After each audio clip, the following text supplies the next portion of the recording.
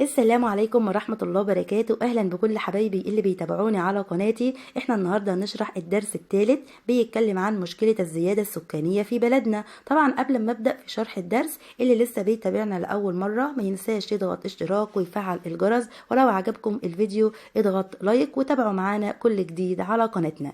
درسنا النهاردة هنبدأ بمفهوم جديد وهي المشكلة السكانية. يعني ايه يا مس مشكلة سكانية؟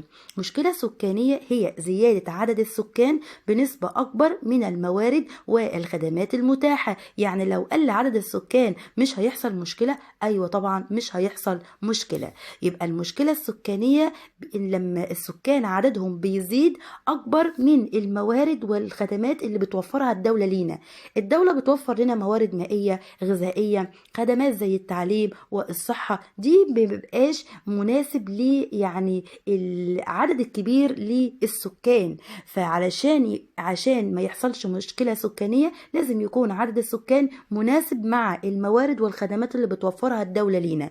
زي مثلا جايب لك مثال في الكتاب وبيقول لك لو عندك 10 أكواب من المياه، ال10 أكواب دي من الأفضل أوزعهم على 10 أفراد ولا 20 فرد؟ طبعا 10 أفراد، لأن كل فرد هياخد كوب من المياه. طب تخيل كده لو وزعتهم على 20 فرد، ساعتها هيقل نصيب الفرد. دي بالظبط المشكلة السكانية. لما يحصل مشكلة سكانية نصيب الفرد هيقل من الموارد والخدمات اللي بتوفرها الدولة لينا.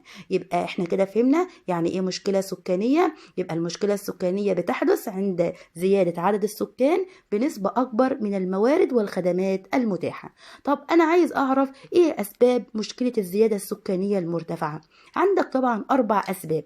أول حاجة اللي هو الزواج المبكر، اللي هو زواج الأطفال وهم عندهم 14 أو 15 سنة، وده طبعا سن غير قانوني، فبالتالي هيبقى في إنجاب في سن مبكر. تاني حاجة كثرة الإنجاب، وطبعا خاصة في الريف. تالت حاجة تفضيل الذكور على الإناث، دي أدى إلى استمرار إن هم كل شوية يبقى يجيبوا زقاق أو يعني يبقى في إنجاب أكتر علشان يجيبوا ذكور.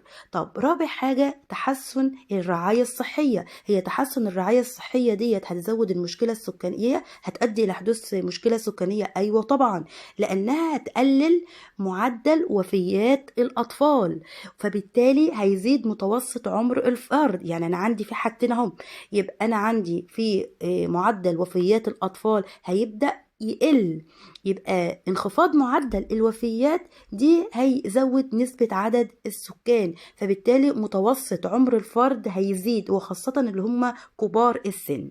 يبقى أنا دلوقتي اتكلمت عن أسباب مشكلة الزيادة السكانية المرتفعة. 4 أسباب: الزواج المبكر، كثرة الإنجاب، تفضيل الذكور على الإناث، رابع حاجة اللي هي تحسن الرعاية الصحية. طب تاني حاجة في درسنا النهاردة وهنتكلم عنه اللي هي نتائج مشكلة الزيادة السكانية.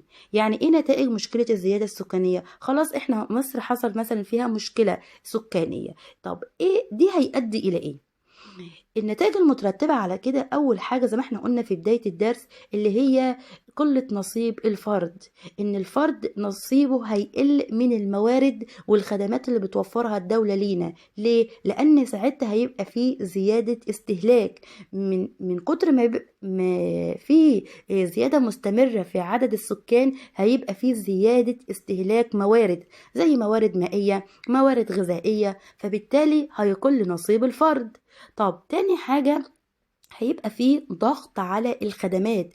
الدولة بتوفر لنا خدمات اللي هي خدمات تعليمية، خدمات صحية، ان هي بتوفر لنا المدارس والمستشفيات، هيبقى فيه ضغط على الخدمات دي، فبالتالي هيحصل فيه تدني في مستواها. يعني ازاي؟ هيبقى المستوى بتاع الخدمات دي هيقل، ما عادش هيبقى زي الأول. طب تالت حاجة عندي زيادة الطلب على الفرص العمل. هيبقى هنضطر ان كل واحد يدور على فرصة عمل عشان يقدر يشتغل، عشان يحسن مستوى المعيشة بتاعه. فبالتالي دي هيسبب عبء كبير على الدولة.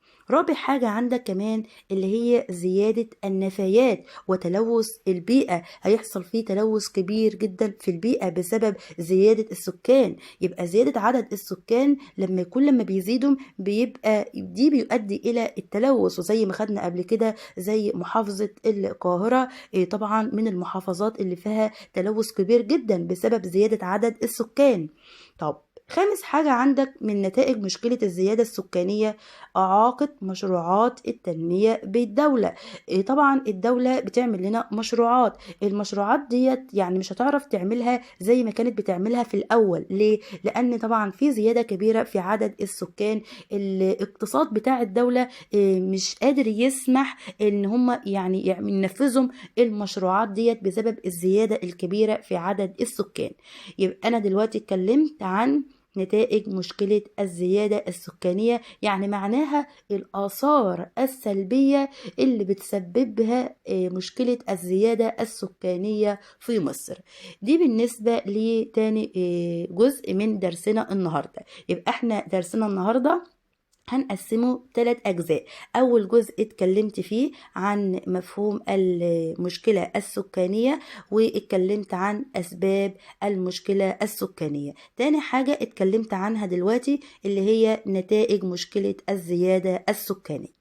آخر جزء من درسنا اللي هي مواجهة مشكلة الزيادة السكانية. يعني إيه مواجهة مشكلة الزيادة السكانية؟ يعني الحلول اللي مفروض يعني إحنا نعملها علشان نحل مشكلة الزيادة السكانية. طبعا أي حلول يعني ما تبقاش دور الفرد بس، زي ما إحنا قلنا قبل كده الفرد والدولة لهم دور كبير جدا. طب هنبدأ أول حاجة بدور الفرد. دور الفرد ان الفرد مفروض عليه ايه؟ ان هو ضروره ترشيد استهلاك كافه الموارد. يعني ايه مثل ترشيد استهلاك كافه الموارد؟ يعني يقلل استهلاك كافه الموارد، لانه كان يعني الاستهلاك كان فيه زياده كبيره جدا بسبب زياده عدد السكان. لا، احنا نقلل استهلاكنا من الموارد. كمان تاني حاجه ان احنا نهتم بتنظيم الاسره علشان نقلل عدد المواليد. لما نقلل عدد المواليد ساعتها مش هيحصل مشكلة سكانية. يبقى دي بالنسبة ايه الحلول او دور مين؟ دور الفرد. طب تاني حاجة عندك دور مين؟ دور الدولة. ايه هي دور الدولة؟ دور الدولة إنها بتوعي المواطنين بخطورة مشكلة الزيادة السكانية، بتعرفهم يعني إن الآثار السلبية أو المشكلة الزيادة السكانية هتسبب آثار كبيرة جدا. فعشان كده لازم تعرفهم وتوعيهم بخطورة المشكلة. تاني حاجة إنها بتوفر وسائل تنظيم الأسرة ونشر الوعي، إنها عشان عايزة تهتم بتنظيم الأسرة فبتعمل حملات توعية عشان ان المواطنين يهتموا بتنظيم الأسرة. تالت حاجة انها بتصدر العديد من القوانين اللي بتجرم الزواج المبكر وعمالة الاطفال، ان ما ينفعش الاطفال انها يبقى فيه زواج مبكر. طبعا الدولة بتعاقب كل من يعني بيفعل ذلك. وكمان عمالة الاطفال اللي هم بيشتغلوا الاطفال وهي بتشتغل في سن صغير. طب رابع حاجة عندك وهي التوسع في مشروعات التنمية، ان الدولة كل شوية لازم تعمل لك مشروعات تنمية عشان تزود اقتصاد مصر، انها تبني مدن جديدة، انها بتستصلح الصحراء علشان يبدأ السكان يعني الكثافة السكانية تبدأ تقل في الوادي والدلتا، ويبدأ السكان يتجهوا إلى الصحراء. كل ده حلول الدولة بتعملها. يبقى أنا اتكلمت دلوقتي إزاي نواجه مشكلة الزيادة السكانية سواء كان دور الفرد أو دور الدولة. دي درسنا النهاردة، درس سهل جدا وبسيط. أتمنى تكونوا فهمتم الدرس كويس واستفدتم من درسنا النهاردة. وبالتوفيق وشكرا لكم، والسلام عليكم ورحمة الله وبركاته.